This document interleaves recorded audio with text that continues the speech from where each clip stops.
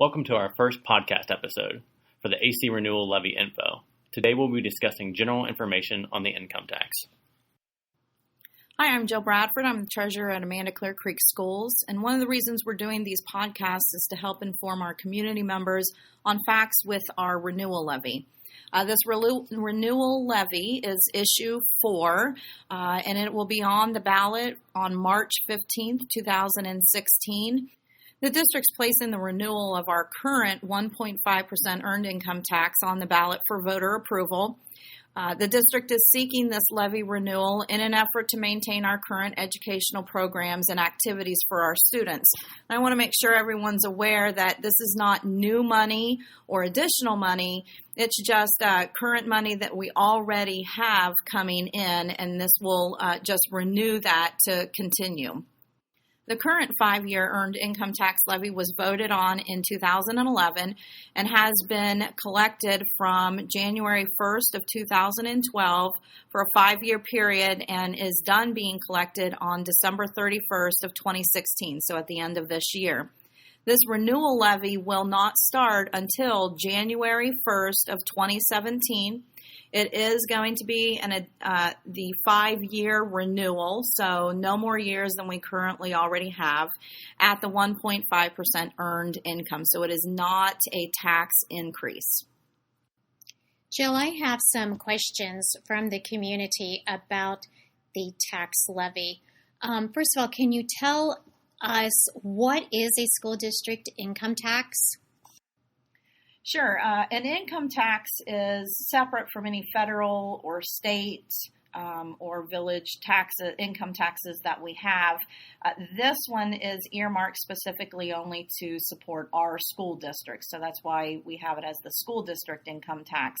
And in order to get a school district income tax through, it does have to be voter approved by residents of that specific school district. So who will actually pay this tax and what income is actually taxed? Any individuals who earn income and reside in the school districts pays the tax. So any workers who work within our school district, they do not pay the tax. I also want to point out that if you're a part-time resident, so say you're one of those snowbirds that go to Florida, if you're a part-time resident, you must pay the school district income tax, but it's based upon the income that you receive during that portion of the tax year that you actually reside in the school district. So if you have any other questions on that part-time basis, feel free to call me or the Department of Taxation. They can help you out with that too. But as far as what income is taxed, this is an earned income tax, so it's only earned income that is taxed. It's not like the traditional tax. So income that's taxed is self-employment income. Any wages, salaries, tips, and other compensation from your employer is taxed. Income that is not taxed due to this being an earned income is Social Security benefits, any disability or survivor benefits. If you have a railroad retirement benefit, that is also not taxed. Welfare, child support benefits, any property you may receive as a gift or inheritance, interest and dividends, taxable scholarships, fellowships, pensions, annuities. There's lots of things that are not taxed because we've chosen to do an earned income tax versus a traditional. If we would have done a traditional, all of those other items would have been taxed. I also want to point out that if you are a senior citizen and you have an earned income, there is a $50 senior citizen credit that's allowed against your tax liability. So I do want to let you know that the senior citizen credit can be claimed if the taxpayer is 65 years of age or older at any time during that tax year. So I want you guys to also understand that those are the only credits that we are aware of for the earned income tax. Jill, how does the school district income tax affect farmers?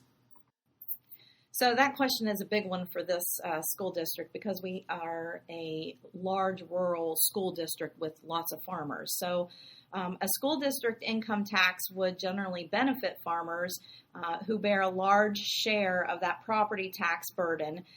So with the income tax, payments for the income tax can be spread throughout the year.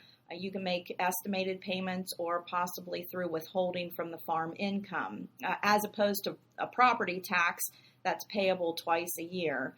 And unlike a property tax, a tax on income is reduced when the farm profits fall. So that's why it's a benefit for our school district to have an earned income tax. So when is the revenue from the income tax actually received by the school district? If the renewal levy is passed this March, the tax then becomes effective on January 1st of 2017, like I said before. So the first payment to our school district would be in April of 2017. The district receives 4 payments per year, per calendar year. So we get one on January, April, July, and October. And each of those payments will be for the amount collected during that prior quarter.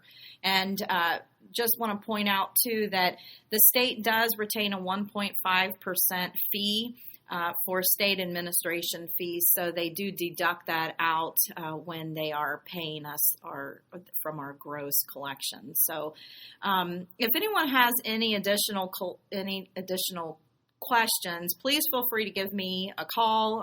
I can try to help clarify whatever questions you may have on this podcast, or we're going to be doing some more podcasts. So please go to the district website. We'll post those on the district website underneath. We're making a tab of AC Levy Renewal. There you can listen to the different podcasts on different subjects, along with we're posting some viewable documents. If you want to print anything out, we'll have information that you can do it there too. So thank you very much for listening.